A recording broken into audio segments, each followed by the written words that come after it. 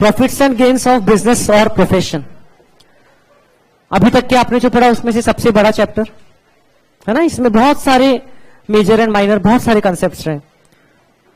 हम लोग ने ये समझा कि सीधा सीधा जो अकाउंट बुक से प्रॉफिट आता है वो profit as it is taxable नहीं होता है, क्योंकि कुछ एक्सपेंसेस ऐसे होते हैं जो डेबिटेड है बट लॉ के हिसाब से अलाउड नहीं है। कुछ एक्सपेंसेस ऐसे हो सकते हैं जो डेबिटेड नहीं है बट लॉ के हिसाब से अलाउड है, तो उसका एडजस्टमेंट करना पड़ता है। कुछ इनकम्स ऐसी होती है जो क्रेडिटेड है बट टैक्सेबल नहीं है। कुछ इनकम ऐसी होती है जो टैक्सेबल है बट क्रेडिटेड नहीं है। ये 4 टाइप के एडजस्टमेंट्स होते हैं सिंपल देखा जाए तो। And obviously one of the important items being depreciation, उसका जो डिडक्शन है वो तो अलग ही तरीके से मिलता है। रिकॉर्डिंग नहीं हो रही? हो रही।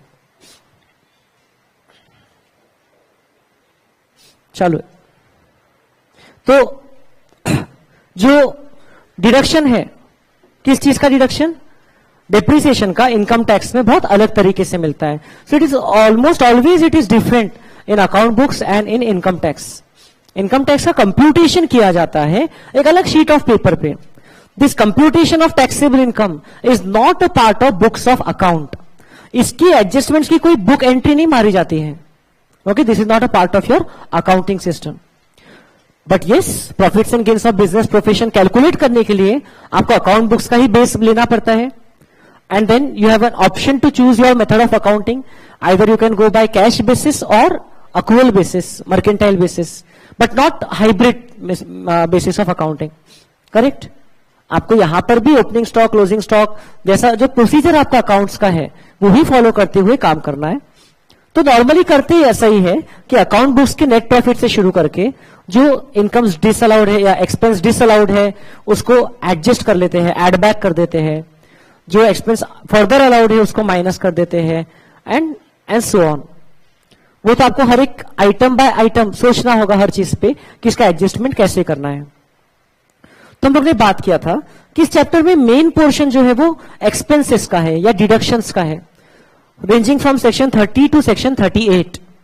उसमें भी एक सबसे बड़ा आइटम है डेप्रिसिएशन, और बाकी के तो फिर cases by deduction is not allowed, ऐसे ही कुछ के सेक्शंस है, and then some other aspects है रिलेटेड टू दिस चैप्टर।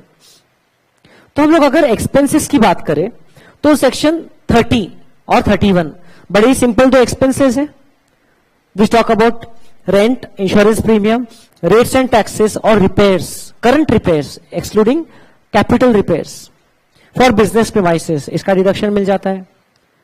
और plant and machinery and furniture के लिए इंश्योरेंस प्रीमियम एंड रिपेयर्स के बारे में लिखा हुआ है, एक्सप्रेसली मेंशन्ड इन सेक्शन 31। जहां रेट्स एंड टैक्सेस लिखा हुआ है, there I can now say it is subject to section 43B। याद है आपको सेक्शन 43B? जहां पर गवर्नमेंट को हमको टैक्सेस, ड्यूटी, सेस वगैरह देना है, तो वो ड्यू डेट ऑफ रिटर्न तक की पे कर देना चाहिए। तो even though my method might be accrual basis of accounting, but अगर मैंने ड्यू डेट ऑफ रिटर्न तक पे नहीं किया तो उस केस में हमको उसका डिडक्शन उस प्रीवियस ईयर में नहीं मिलता है एज पर सेक्शन 43B। तो rates and taxes payable to government are subject to section 43B, not any other expense. Is it clear? And एक सेक्शन 37 है जो कि जनरल डिडक्शन की बात करता है, जो कि कहता है कि एनी एक्सपेंडिचर होली और exclusively incurred for the purpose of business और profession is allowable as deduction, except if it is expenditure already specified in the earlier sections, except if it is of the capital expenditure nature, except if it is personal expenditure, except if it is for the purpose which is an offense or prohibited by law, and except if it is a CSR expenditure, corporate social responsibility expenditure, which is to be incurred by company assessees. तो otherwise वो expenditure अगर business से संबंधित है, revenue nature का है, तो उसका पूरा डिडक्शन मिल जाता है as per the method of accounting. Correct? और फर्दर हमने पढ़ा था 37(2)(b) में that advertisement in any souvenir, brochure, pamphlet, tract etcetera published by a political party, such expenditure is not allowed as a deduction in the year under the head PGBP but it is allowed as deduction after GTI. इस खर्चे का deduction GTI के बाद section 80 GGB 80 GGC में मिलता है। Okay, 2-3 बार बात हो गई इस बारे में। Then we come to the main concept of depreciation, section 32। क्या लिखा है डेप्रिसिएशन में कि assessee must be the owner of the asset which should have been put to use for the purpose of business or profession, and the asset should fall under any of these classifications, intangible or tangible। tangible के अंदर में भी any of these categories, building, furniture or plant and machinery। within the categories there are different groups depending on the rates, okay, and the nature। तो जिसमें अलग अलग block, जिसको group को हम ब्लॉक कहते हैं, एंड जिसका रेट ऑफ डेप्रिसिएशन अलग अलग प्रिस्क्राइब रहता है। इनकम टैक्स रूल्स के अंदर में वो नोटिफाइड रहता है कि आपको सो एंड सो ब्लॉक पे सो एंड सो रेट लगेगा। डेप्रिसिएशन का नेचर वगैरह आपको पता है, आपको बस कि डेप्रिसिएशन का कैलकुलेशन यहां पर कैसे करते हैं। तो एक तो रेट स्पेसिफिक है, जो दिया है वो ही रेट लेना है। दूसरा मेथड ऑफ डेप्रिसिएशन भी नॉर्मली डब्ल्यूडीवी ही अलाउड है। एक केस में एसएलएम का ऑप्शन है, पावर जनरेशन असेसीज को, याद है आपको, उनको एसएलएम का ऑप्शन है, but rate is the method is normally fixed. Okay, तो डब्ल्यूडीवी मेथड से कैसे काम करते हैं? तो काम हम लोग करते हैं ब्लॉक ऑफ असेट्स मेथड से। ब्लॉक मेथड से काम होता है। इसका सबसे बड़ा जो इंपैक्ट है ये है कि इंडिविजुअल असेट्स के सेल परचेस पे अलग कैलकुलेशन नहीं करना होता है। वो असेट ब्लॉक में से ऐड हो जाता है परचेस किया तो, और सेल किया, ट्रांसफर किया तो ब्लॉक में से उसकी सेल वैल्यू माइनस हो जाती है। उसकी कॉस्ट ऑफ एक्विजिशन क्या थी या बुक वैल्यू क्या है, उससे कोई फर्क नहीं पड़ता है।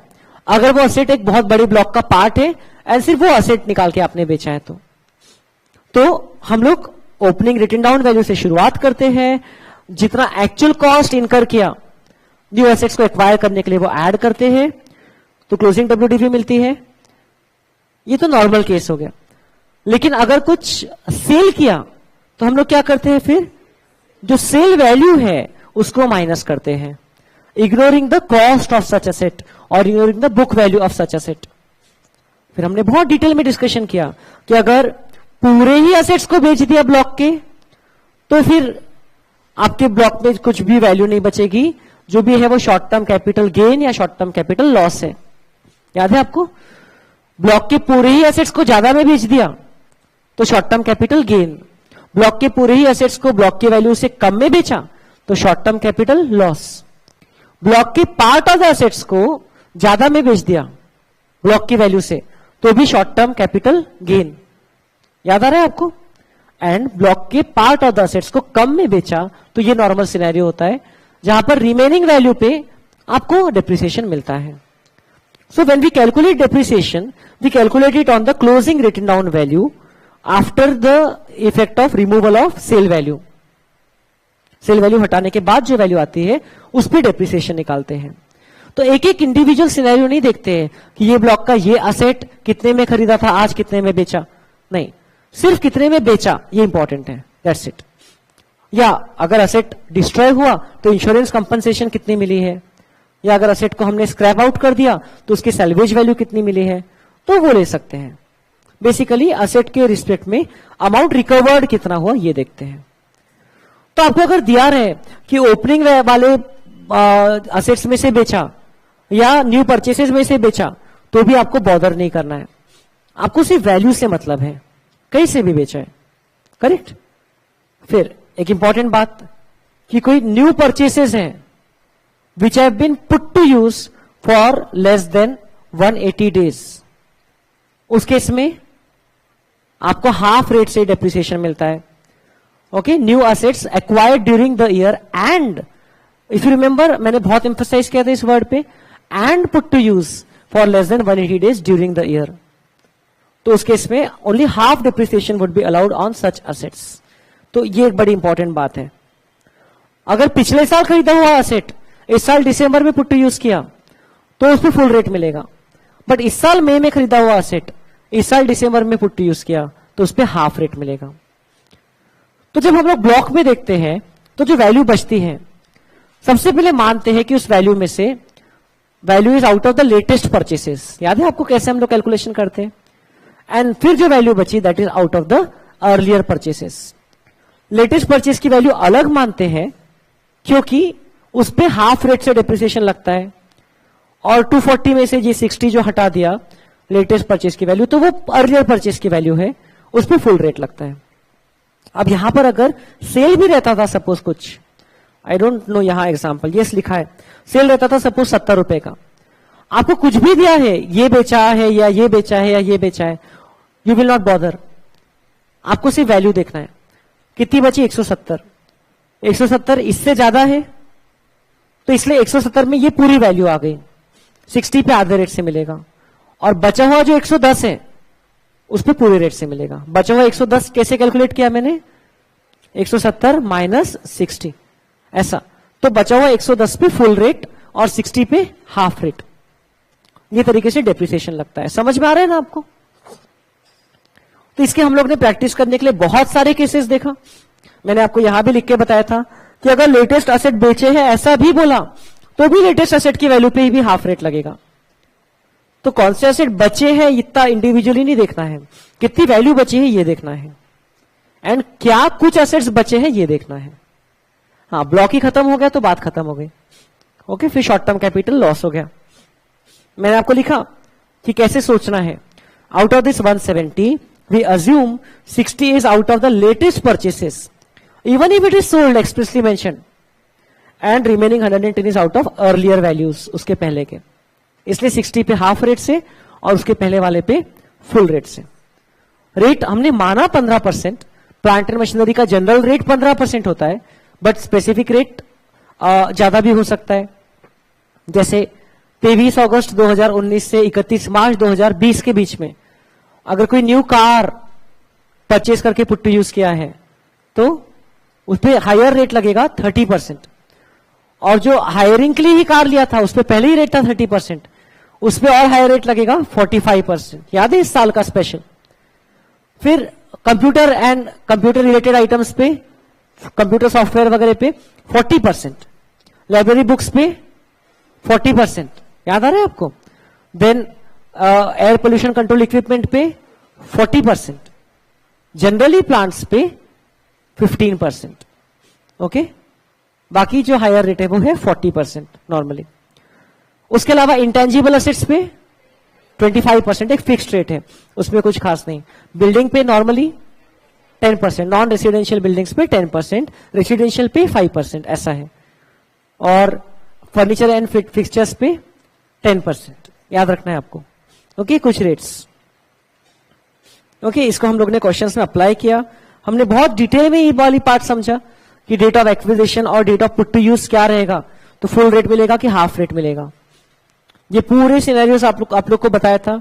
उसमें मेन ये वाला था कि पिछले साल खरीदा और इस साल less than 180 days put to use किया तो भी इस साल फुल मिलेगा, और पिछले साल तो मिलेगा ही नहीं क्योंकि पिछले साल पुट टू यूज किया ही नहीं था। बराबर है?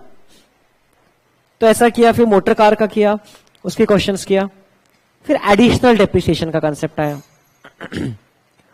एडिशनल डेप्रिसिएशन क्या कहता है? एडिशनल डेप्रिसिएशन कि कोई भी मैन्युफैक्चरिंग असेसी को न्यू प्लांट एंड मशीनरी में इन्वेस्ट करने पर जिस साल उसने new plant and machinery install किया उस साल 20% डेप्रिसिएशन और मिलेगा, apart from regular depreciation. 20% on the value of purchases जिसको इंस्टॉल करके रखा है, करेक्ट। एक्चुअल कॉस्ट का 20%, but this is not available in the case of Saurabh. Exceptional cases हमने देखा था, शिप्स और aircraft, office equipment, use assets, assets to be used in residential premises, assets on which depreciation has been or any other deduction has been already fully allowed at 100% rate, और vehicles। तो ये हम लोगों ने देखा था, if you remember, कि additional depreciation ये असेट्स पे नहीं मिलता है। कंप्यूटर पे मिलेगा अगर कंप्यूटर मैन्युफैक्चरिंग यूनिट में इंस्टॉल किया, बट अगर ऑफिस में इंस्टॉल किया तो नहीं मिलेगा। याद है क्वेश्चन किया था? Then 20% of actual cost, but अगर असेट्स को पुट टू यूज किया फॉर लेस देन 180 डेज तो 10%, और रिमेनिंग 10% अगले साल, उसी कॉस्ट का रिमेनिंग 10% अगले साल मिल जाता है। याद आ रहा है कुछ? So this additional depreciation calculation is not dependent और calculated on opening written down value, sale value, closing written down value. It is only calculated on new purchases. जो purchase and put to use for more than और equal to 180 days है उसमें full rate 20%, जो less than 180 days है उसमें half rate 10%, और remaining half अगले साल. भले अगले साल नया कुछ नहीं खरीदा, लेकिन पिछले साल क्योंकि आधा मिला था तो अगले साल और आधा मिल जाएगा. Is it clear? बट एक बात है कि एडिशनल डेप्रिसिएशन के बाद जो आपका टोटल डेप्रिसिएशन होता है, it can not be more than closing WDV before depreciation. Depreciation मतलब असेट की वैल्यू का रिडक्शन. अब जब वैल्यू ही नहीं बची है उससे ज्यादा डेप्रिसिएशन नहीं हो सकता है. याद है हमारा केस नंबर 23, लास्ट केस जो हम लोग ने इतने सारे केसेस किया था. ऑलराइट, और एक इसमें बात देखी थी स्पेशल, एक हायर रेट वाली, क्या 35% का rate in respect of assessee setting up a new undertaking in notified backward districts of the states of Andhra Pradesh, Telangana, Bihar, West Bengal. Tamil Nadu से किसने शुरू किया? ओके, तो ये 4 स्टेट से आपको याद रखना है, हर बार नया नया कुछ लाते हो. ओके, तो जो 4 है वही है, मतलब ऐसा इसमें अमेंडमेंट नहीं आते रहता है. तो आंध्र प्रदेश, तेलंगाना, वेस्ट बंगाल, बिहार. अब अनफॉर्चुनेटली कुछ चीजें याद करना है, तो क्या करें, याद करना पड़ेगा. ये 4 स्टेट में अगर कहीं नोटिफाइड बैकवर्ड डिस्ट्रिक्ट में अगर आपने न्यू यूनिट सेटअप किया तो उसमें आपको हायर रेट लगता है. Instead of 20% 35%, and instead of 10% 17.5%. याद रहेगा आपको? यही 4 स्टेट के यही नोटिफाइड बैकवर्ड डिस्ट्रिक्ट में और भी एक बेनिफिट था, investment allowance under section 32 AD, under section 32 AD, जिसमें था कि अगर आपने न्यू प्लांट एंड मशीनरी में इन्वेस्ट किया तो आपको 15% का एक अलाउंस मिल जाएगा in that year, which is not depreciation, which is over and above depreciation. याद आ रहा है आपको? फिर हमने बहुत सारे केसेस किया था. फिर बात किया था अनएब्सॉर्ब डेप्रिसिएशन की. बिजनेस लॉस और अनएब्सॉर्ब डेप्रिसिएशन का कंपेयर किया था. डेप्रिसिएशन को अनएब्सॉर्ब तब कहते हैं जब लॉसेस है और फिर डेप्रिसिएशन हुआ, या प्रॉफिट्स उतने सफिशिएंट नहीं है to absorb depreciation. Profits for example आपके 100 है और डेप्रिसिएशन 300 है, तो 100 रुपए तो एब्सॉर्ब हो गया, 200 रुपए एब्सॉर्ब नहीं हुआ. तो जो 200 रुपए एब्सॉर्ब नहीं हुआ वो होता है अनएब्सॉर्ब्ड डेप्रिसिएशन. ऑलराइट, तो हमने बात किया था कि unabsorbed depreciation like normal business loss can B set off against any other income also.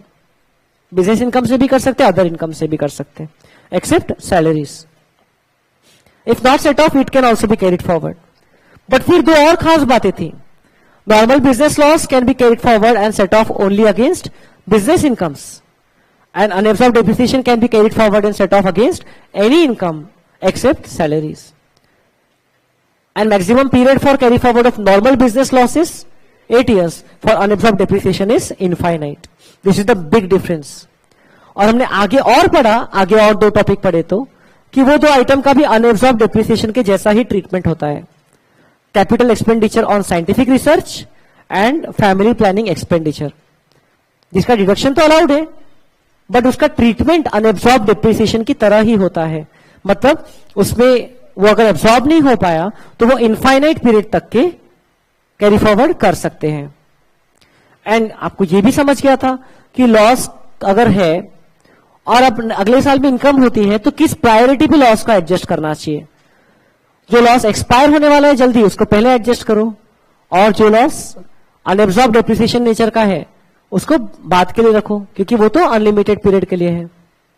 Correct? Priority of set of. फिर हमने डेप्रिसिएशन में बात किया, प्रोपोर्शनेट डेप्रिसिएशन की. ये 5 केसेस में, याद है आपको, 5 केसेस जहां पर सक्सेशन होता है, कन्वर्जन होता है. तो in that case subject to fulfilment of some conditions, जो ट्रांसफरर एंटिटी है उनको टैक्स नहीं लगता है उस समय. तो डेप्रिसिएशन कैसे मिलता है? डेप्रिसिएशन दोनों को उस साल in the ratio of number of days मिलता है. First we calculate depreciation as if there was no such change, and then we distribute that depreciation in the ratio of number of days for which the asset has been put to use. Is it clear? तो ये है proportional depreciation का concept. इसके भी questions किया था हमने, है ना, बराबर नंबर ऑफ डेज के हिसाब से आप डिनोमिनेटर लेना. फिर आपकी कुछ क्रिएटिविटी देखी, सब किया. और एक कंसेप्ट है डेप्रिसिएशन का, एसएलएम मेथड ऑफ डेप्रिसिएशन, जिसमें पावर जनरेशन असेसिस की ऑप्शन ले सकते हैं. स्टार्टिंग से लेना पड़ेगा अगर लेना है तो, फर्स्ट ईयर से कंसिस्टेंटली. तो उसमें क्या देखा हमने कि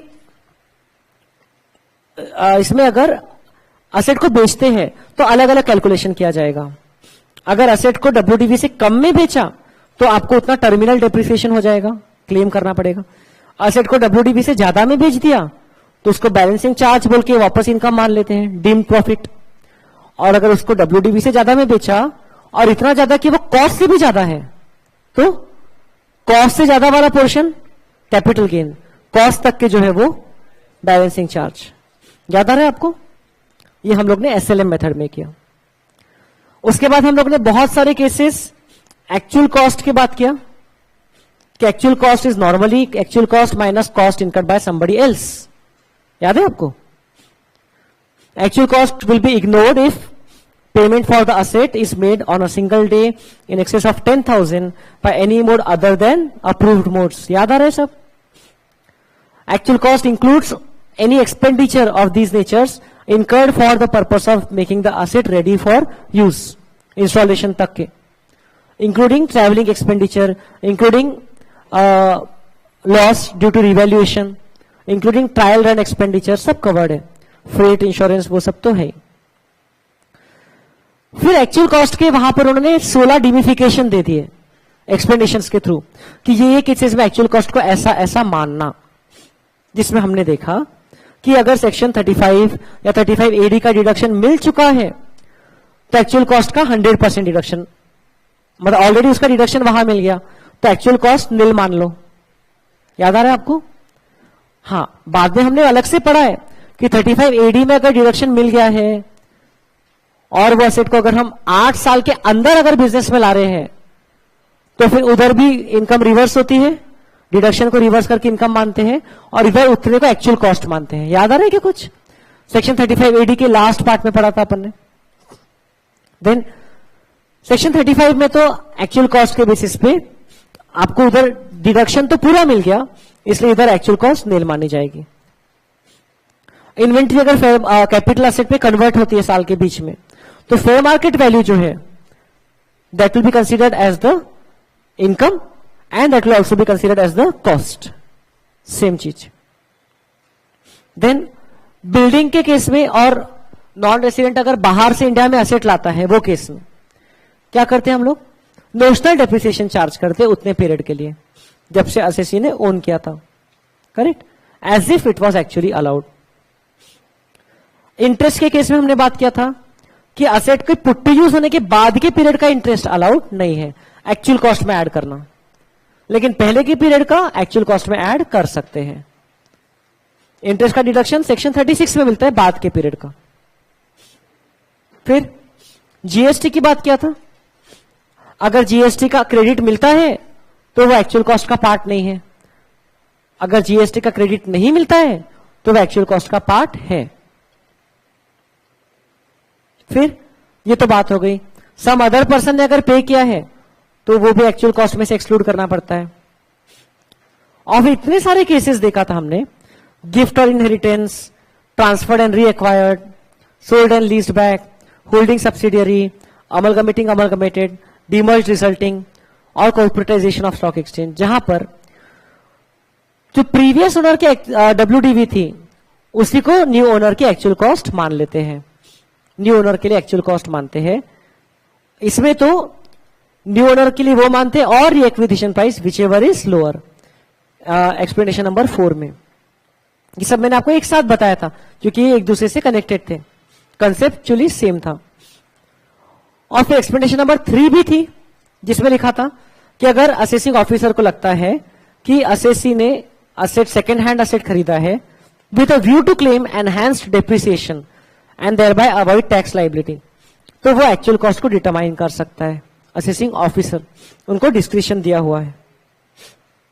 इज इट क्लियर? इतनी सारी बातें डेप्रिसिएशन टॉपिक में किया था हमने, और ऑब्वियसली उसके बहुत सारे क्वेश्चंस देखा था।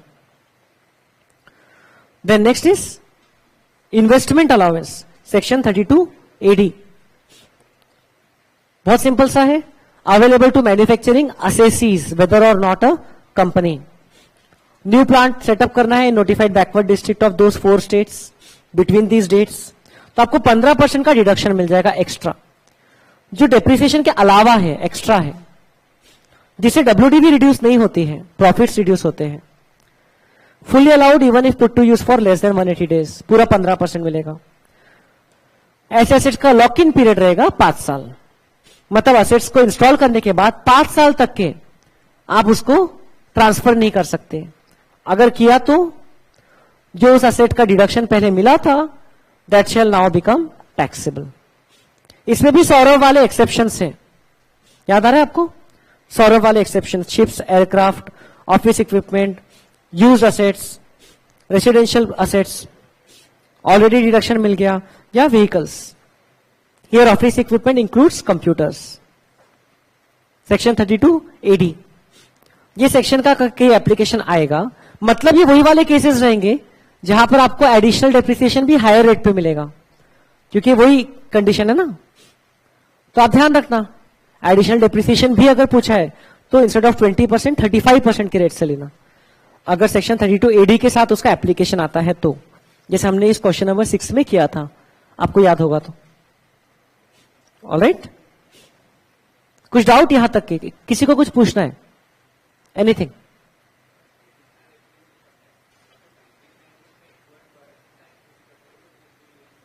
हाँ, तो 1920 में मिलेगा। इन्होंने पूछा कि अगर 1819 में एक्वायर किया लेकिन 1920 में इंस्टॉल किया या पुट टू यूज किया, तो एडिशनल डेप्रिसिएशन कब मिलेगा? तो in the year of put to use, उस साल मिलेगा।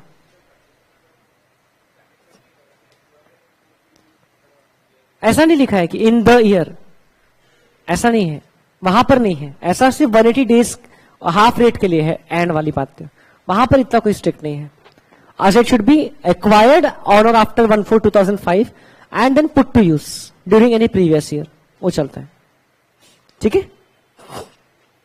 फिर डिडक्शंस की बात को कंटिन्यू करें तो आपके बहुत सारे खास डिडक्शंस थे जिसको सेक्शन नंबर के साथ याद रखना चाहिए था आपने।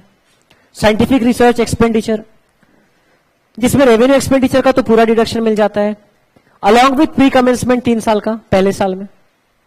कैपिटल एक्सपेंडिचर का भी लैंड छोड़ के पूरा डिडक्शन मिल जाता है 100%, अलॉन्ग विथ प्री कमेंसमेंट 3 साल का, पहले साल में।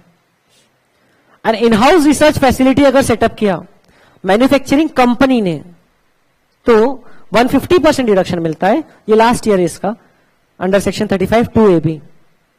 ओके, बट लैंड और बिल्डिंग दोनों का नहीं मिलता है। रेवेन्यू कैपिटल दोनों एक्सपेंडिचर के मिलता है, प्री कमेंसमेंट एक्सपेंडिचर का भी नहीं मिलता है। इतनी सी जगह में बहुत सारी बातें मैंने लिख दिया यहां पर जो आपको ध्यान रखना है। Then donations made to other persons, section 35 में ही है। अगर आपने इंडियन कंपनी को किया फॉर साइंटिफिक रिसर्च तो 100%, साइंटिफिक रिसर्च एसोसिएशन को किया फॉर साइंटिफिक रिसर्च जो इस सेक्शन में नोटिफाइड है तो 150%। ये वाले क्लॉज में है सोशल साइंस या स्टैटिस्टिकल साइंस रिसर्च के लिए तो 100%, और नेशनल लेबोरेटरी, IIT, यूनिवर्सिटी ऐसे लोगों को किया तो सेक्शन 35 2AA में 150% ऐसा डिडक्शन है। ये आपको याद रखना पड़ेगा। आप इसको कैसे कैसे आप अरेंज करते हो वो आप देखो, along with section number I would prefer. Question नहीं आया तो बहुत अच्छी बात, बट आया तो आपको पूरी तरह आना चाहिए। ये भी देखा था, अगर असेट जिसपे 100% डिडक्शन मिल चुका था कैपिटल एक्सपेंडिचर, उसको बाद में अगर सेल कर दिया, कॉस्ट से कम में किया तो जितने में किया वो बिजनेस इनकम, कॉस्ट से ज्यादा में किया तो कॉस्ट के ऊपर का इनकम कैपिटल गेन, कॉस्ट तक के बिजनेस इनकम। और अगर सेल नहीं किया, नॉर्मल बिजनेस में ट्रांसफर किया तो ब्लॉक में ऐड कर दो एट नील वैल्यू, और बाद में जाके ब्लॉक से जब सेल करेंगे तो फिर ब्लॉक में से सेल वैल्यू माइनस कर लो as you do in the block normally. Is that clear? Then next था, बहुत बड़ी बड़ी चीजें एक साथ कम टाइम में हो रही है, कॉम्प्रेस होके, इसको बोलते रिवीजन। लेकिन एक बार तो आपको खुद होके भी टाइम देना पड़ेगा, है ना, आपकी टेस्ट के पहले। Section 35 AD, specified business, where deduction is available for 14 different type of businesses if started after the specified date.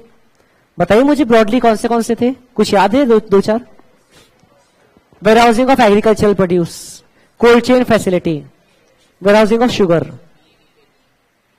B keeping, और होटल 2 स्टार और अबव, हॉस्पिटल 100 बेड और अबव, हाँ, slurry pipeline, then oil pipeline, ठीक है, petroleum pipeline, और silicon chip semiconductor wafer fabrication factory, और वेयर, कोई भी मैन्युफैक्चरिंग, किसका? ओल्ड रोड्स, इंफ्रास्ट्रक्चर फैसिलिटी, हाँ, person who is providing infrastructure facility, वो बिजनेस हो सकता है ना, रोड्स, ब्रिजेस वगैरह। वेयरहाउसिंग के पॉइंट हो गए, और हाउसिंग प्रोजेक्ट्स थे 2, housing project under affordable housing scheme, under slum redevelopment scheme, housing projects थे, ठीक है। आई थिंक कवर हो गए सब, कोई बचे एक खाना? फर्टिलाइजर, प्रोडक्शन ऑफ फर्टिलाइजर, है ना, वो वाला बिजनेस एक बचा था। तो ये सब बिजनेस, अगर आपने इसमें से कोई बिजनेस शुरू किया जिसमें आपको पता है कि हैवी कैपिटल एक्सपेंडिचर लग रहा है, तो 100% कैपिटल एक्सपेंडिचर का डिडक्शन मिल जाएगा इन the year in which it is incurred. और प्री कमेंसमेंट पीरियड का तो पहले साल में जितना है पूरा मिल जाएगा if it was capitalised, except for land, goodwill and financial instruments, and except for those expenditure in respect of which payment in excess of 10,000 is made on a single day by any mode other than approved modes, account pay check, account pay draft, electronic clearing system और prescribed mode। याद है? Specified business में क्योंकि losses बहुत होते हैं starting में, तो उसके लॉस में एक रिस्ट्रिक्शन डाल दिया, losses of this business can be set off only against profits of specified business, but एक छूट भी दे दिया कि they can be carried forward infinitely. और भी कंडीशंस थी कि सीए का आपको ऑडिट रिपोर्ट लगेगा स्पेसिफाइड बिजनेस के रिस्पेक्ट में, आपको लॉक इन पीरियड रहेगा 8 साल का ये असेट्स के लिए। नॉर्मल बिजनेस के साथ अगर आपने ट्रांजैक्शन किया तो it should B eight market price, वरना प्राइस उसका चेंज किया जा सकता है ऑफिसर के द्वारा।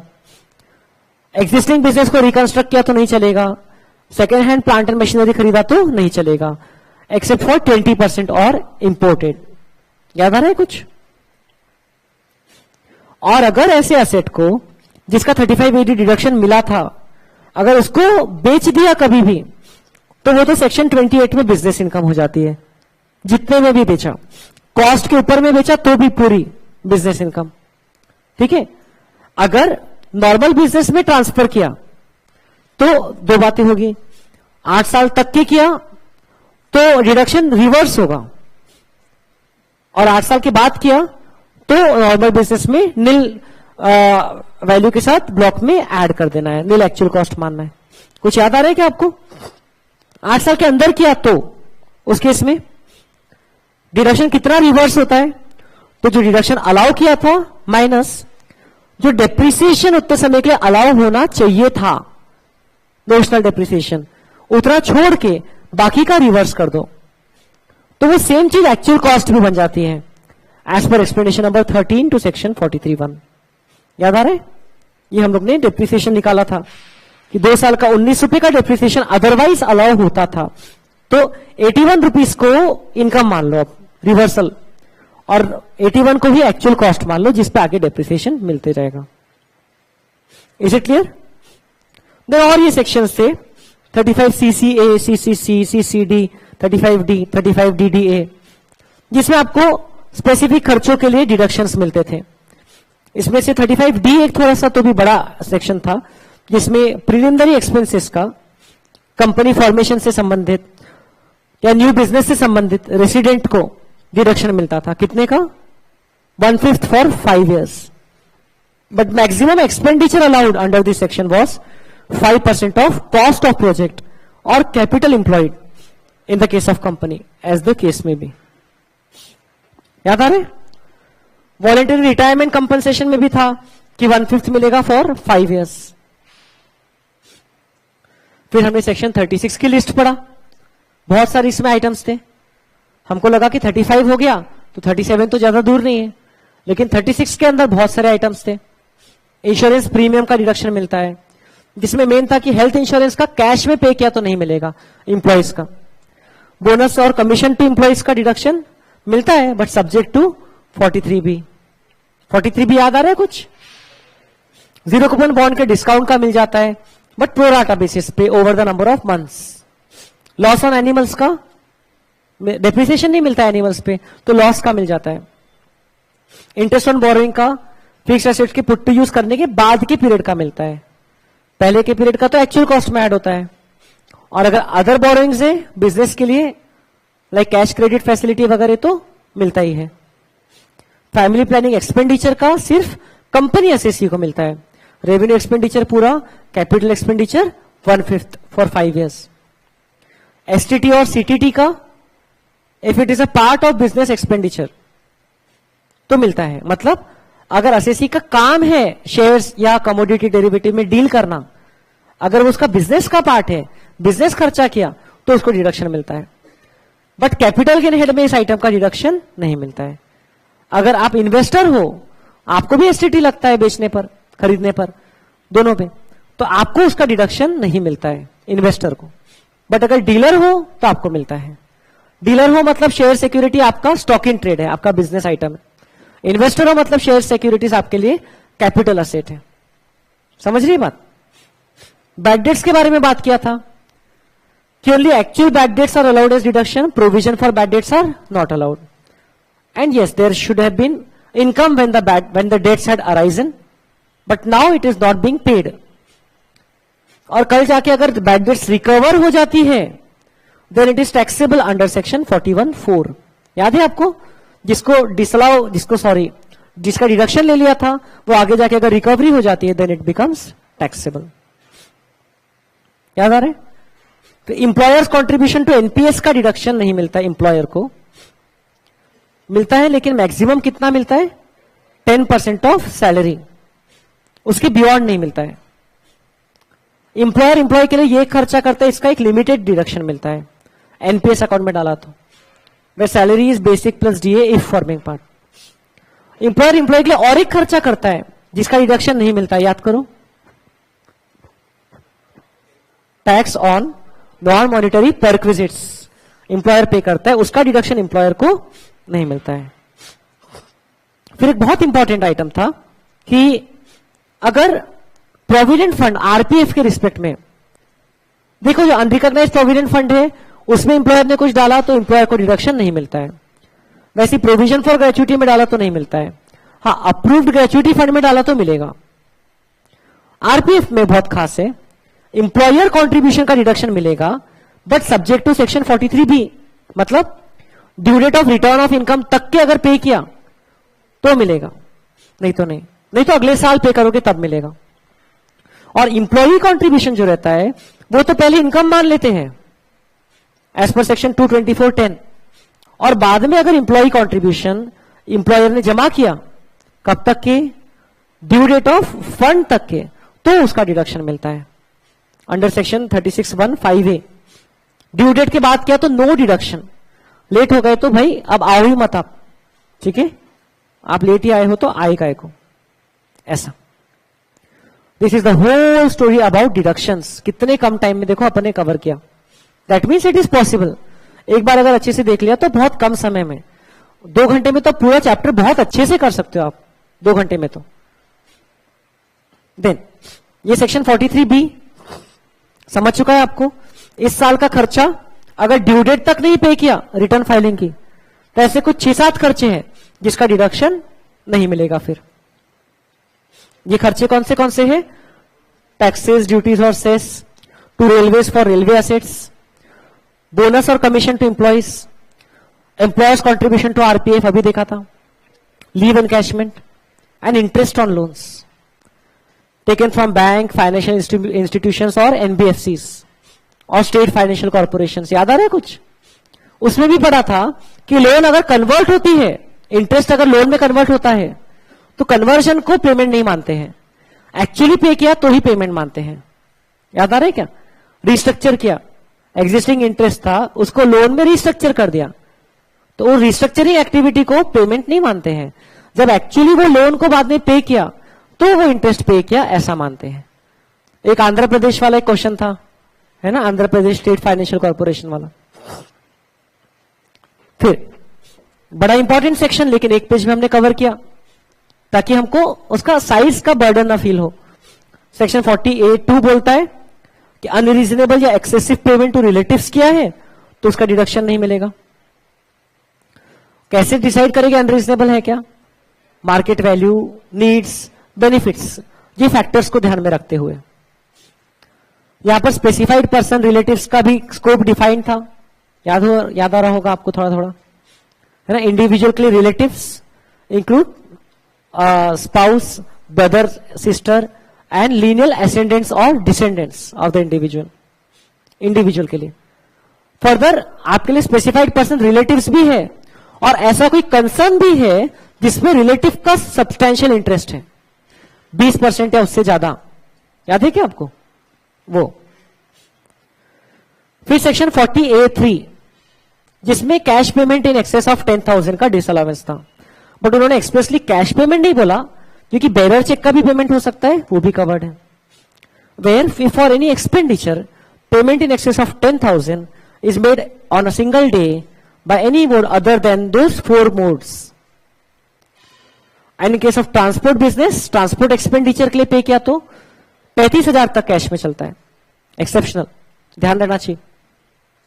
और अगर आपने कोई साल खर्चे का अक्रूवल बेसिस पे डिडक्शन ले लिया और अगले साल पेमेंट किया कैश में एक्सेस, तो अगले साल उतना पोर्शन को इनकम मान लेते हैं, deemed as income in the year of payment. याद आ रही है चीजें? प्रोविजन फॉर ग्रेचुइटी का डिडक्शन नहीं मिलता है और कंट्रीब्यूशन टू अनअप्रूव्ड फंड्स का डिडक्शन नहीं मिलता है। जो इनकम टैक्स के कमिश्नर ने अप्रूव नहीं किया वो फंड्स का डिडक्शन नहीं मिलता है। Section 40(a). फिर था बहुत इंपॉर्टेंट सेक्शन 40 जिसके अंदर कुछ डिसअलाउंसेस के बारे में लिखा था। ज्यादा दिन नहीं हुए ये करने को, है ना, अभी आई थिंक 4-5 दिन पहले ही किया था हमने। टीडीएस डिफॉल्ट किया तो इसके बारे में तो पढ़ना ही है, डिडक्शन नहीं मिलता कुछ हद तक के। नॉन रेसिडेंट के केस में डिफॉल्ट किया तो 100% और रेसिडेंट पे ही है तो 30% पढ़ते उसके बारे में। इनकम टैक्स का डिडक्शन नहीं मिलता वेदर पेड इन इंडिया और in any other country. State government undertaking, state government को रॉयल्टी, लाइसेंस फी, सर्विस फी या कुछ देती है तो उनको डिडक्शन नहीं मिलता है। यूरोपिया बीओआई अपने मेंबर्स को कुछ सैलरी, इंटरेस्ट या प्रॉफिट शेयर देती है तो इनको डिडक्शन नहीं मिलता। फर्म, पार्टनरशिप फर्म अपने पार्टनर्स को अगर सैलरी या इंटरेस्ट देता है तो डिडक्शन एक लिमिट तक मिलता है। क्या लिमिट है? इंटरेस्ट का 12% per annum and it should be specified as per partnership deed. And salary का specified as per partnership deed होना चाहिए, should be paid to active partner. And third, limits as per book profit. बताओ अगर book profit 3 lakh, sorry book profit अगर negative है तो 1.5 लाख तक ये रेम्यूनरेशन चलता है। बुक प्रॉफिट अगर 3 लाख तक के हैं, 3 लाख तक के हैं तो 90% और बुक प्रॉफिट और ₹1,50,000 which ever is higher.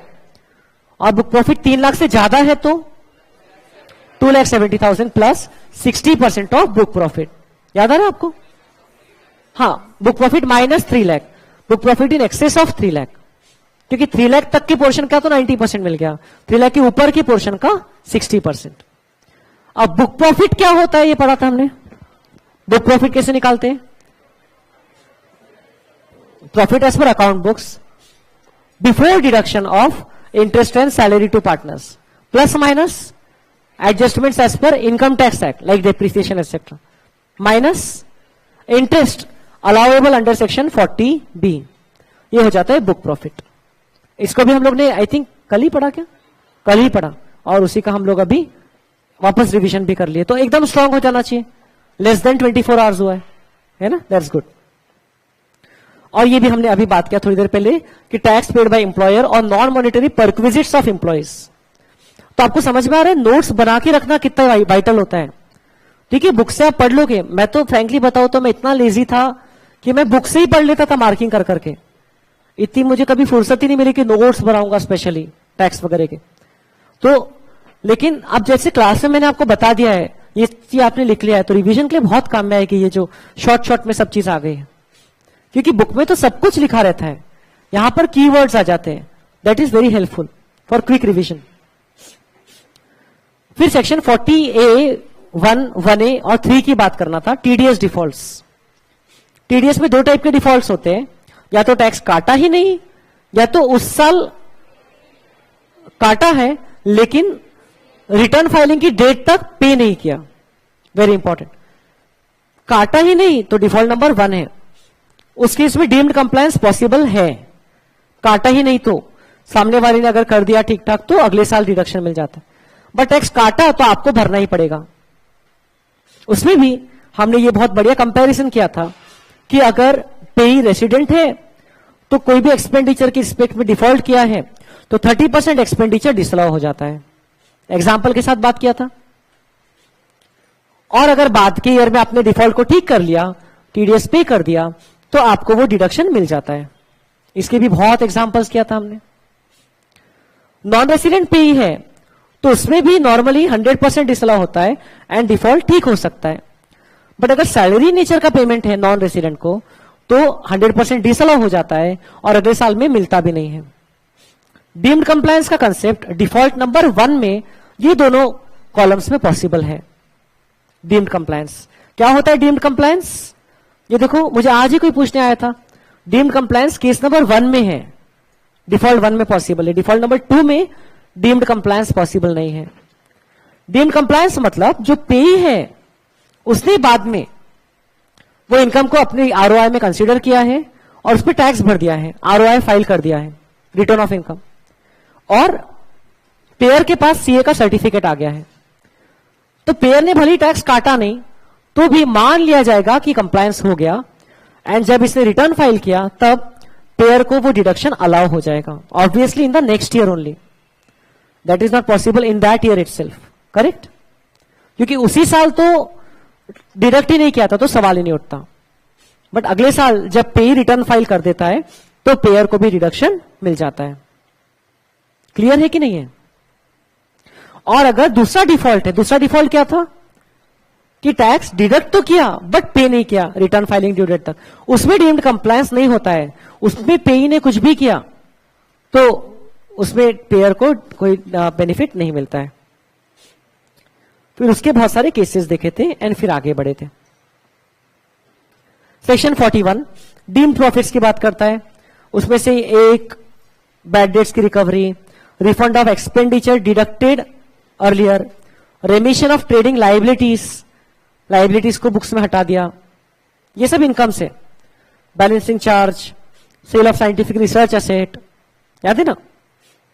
Recovery of arrears after discontinuance of business, these are all taxable under the head business or profession। ये स्पेशल इनकम से।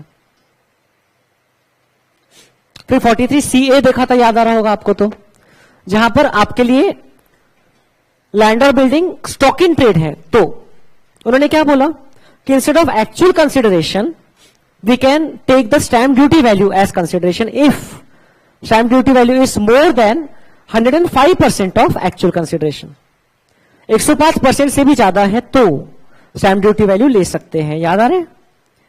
फिर इसमें हमने देखा था कि अगर वैल्यूएशन ऑफिसर के पास केस रेफर हुआ और उन्होंने स्टैम्प ड्यूटी वैल्यू को कम करवाया तो फिर उसी को कंपेयर किया जाएगा। अगर उन्होंने स्टैम्प ड्यूटी वैल्यू को कम नहीं करवाया तो स्टैम्प ड्यूटी वैल्यू ली जाएगी।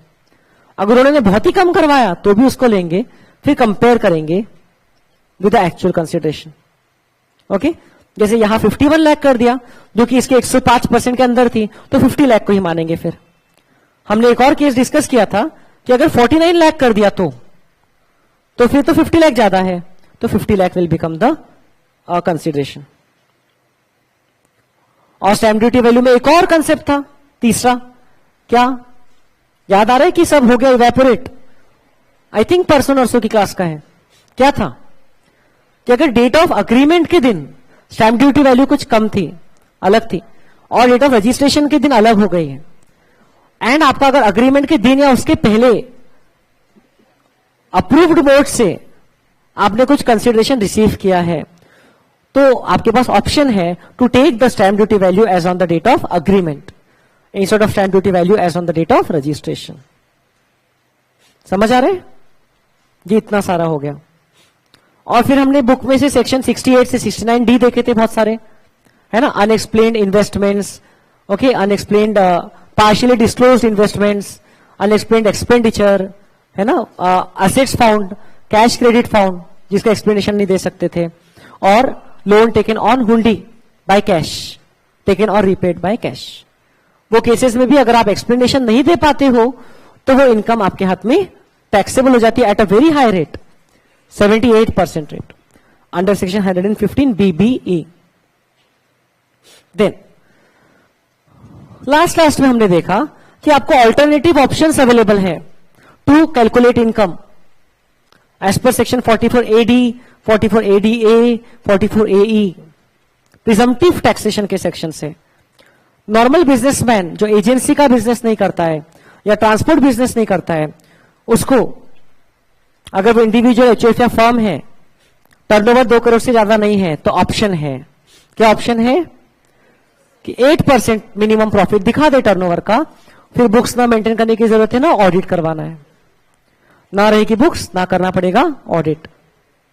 और अगर डिजिटल मोड से रिसीट्स है तो 6% मिनिमम, तो उसको फिर डिडक्शंस कोई नहीं मिलेंगे, और इवन फर्म्स को भी 40B का डिडक्शन नहीं मिलेगा, इंटरेस्ट और सैलरी टू पार्टनर्स वाला, ये केस में, करेक्ट। बट अगर आपका ट्रांसपोर्ट बिजनेस है तो उस केस में कोई भी पर्सन को अवेलेबल है, number of vehicle at any time during the previous year 10 से ज्यादा नहीं होना चाहिए।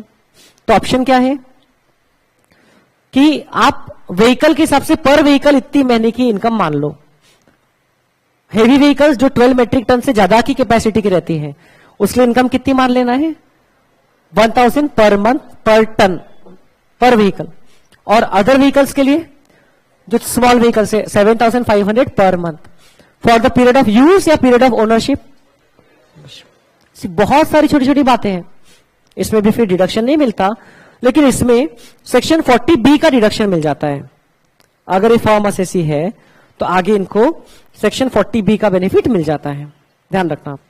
मतलब इंटरेस्ट 12% तक का सैलरी बुक प्रॉफिट के हिसाब से उतना मिल जाता है। ये उस दिन लिखा था ना मैंने, 40B याद आ गया क्या अभी वापस? 44AD सबसे आसान है, इंडिविजुअल प्रोफेशनल के लिए है जो स्पेसिफाइड प्रोफेशन कैरी आउट कर रहा है, बट उसका ग्रॉस रिसीट्स 50 लाख से ज्यादा नहीं है। तो वो उसको क्या ऑप्शन है कि मिनिमम आप 50% ऑफ टर्नओवर आप इनकम दिखा दो, बुक्स मेंटेन मत करो, ऑडिट मत करो, चलेगा। लेकिन अलग से हमने पढ़ा 44AA में कि स्पेसिफाइड प्रोफेशन वाले पर्सन को तो बुक्स तो मेंटेन करना ही पड़ेगा, हाँ, भले ऑडिट कराने की फिर रिक्वायरमेंट नहीं है। अगर 50 लाख से कम टर्नओवर है और वो इससे भी कम प्रॉफिट दिखाना चाहता है तो ऑडिट करवाना पड़ेगा। यहां भी कम प्रॉफिट दिखाना चाहता है तो ऑडिट करवाना पड़ेगा, यहां भी इस प्रॉफिट से कम दिखाना चाहते हैं तो ऑडिट करवाना पड़ेगा। और अदरवाइज ऑडिट की कंडीशन क्या है, सेक्शन 44AB में कितना टर्नओवर चाहिए मिनिमम, 1 करोड़। सेक्शन 44AB में बिजनेस के लिए 1 करोड़ है और प्रोफेशन के लिए 50 लाख है, ध्यान रखना पड़ेगा। और 44AA याद आ रहा होगा आपको, बुक्स ऑफ अकाउंट का क्या लिखा था उसमें, 44AA बुक्स ऑफ अकाउंट का स्पेसिफाइड प्रोफेशनल को हमेशा ही बनाना है। अगर पिछले 3 साल उसकी ग्रॉस रिसीट्स 1.5 लाख के ऊपर गई या पहले साल में लाइकली टू गो है तो उसको रूल 6F के हिसाब से बनाना है, याद है क्या, कैश बुक और लेजर और जर्नल वो सब लिखा था। और अगर नहीं गई तो बुक्स ऑफ अकाउंट एज में enable the AO to compute the income.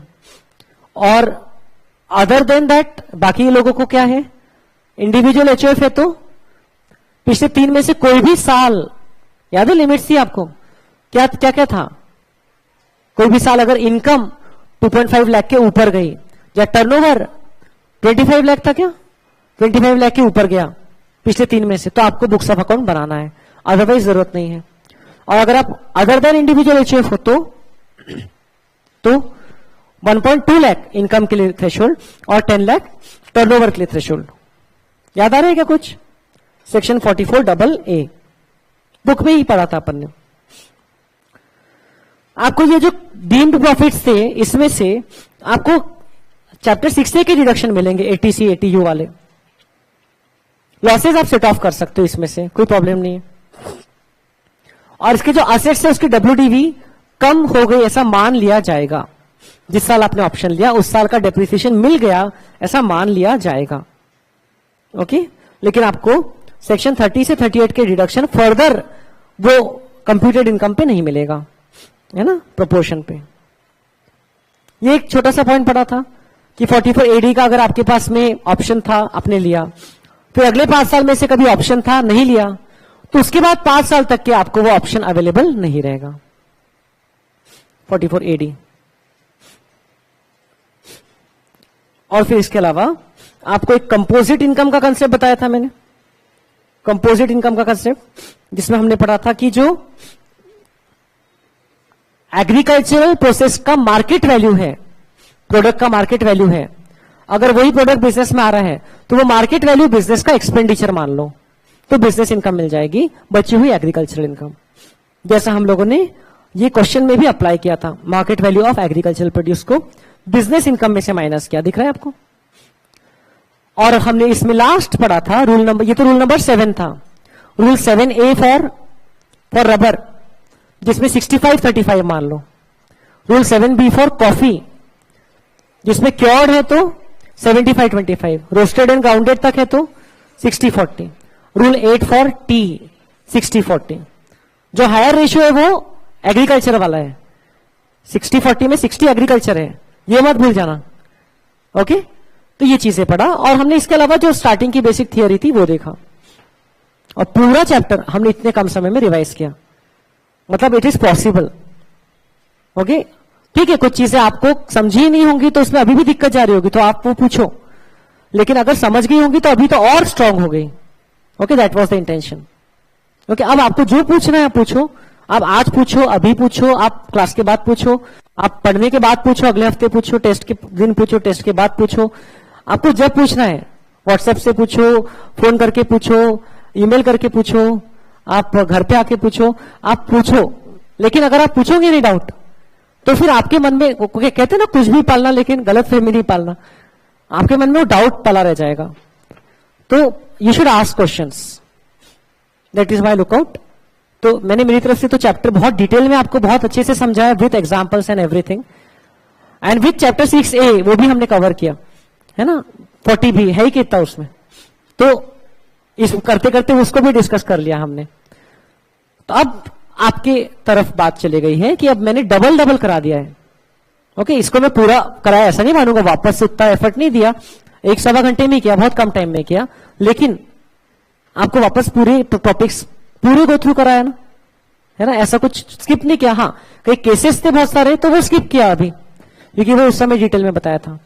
अब आपको जो भी पूछना है आप पूछो ना, why don't you feel free रहो, बिना हेजिटेशन के आप पूछो, क्योंकि हमारा काम है आपको डाउट्स बताना। ओके, मैं तो बोल रहा हूं। चलिए, सो वाइंड अप करें फिर आज का। चलिए, थैंक यू।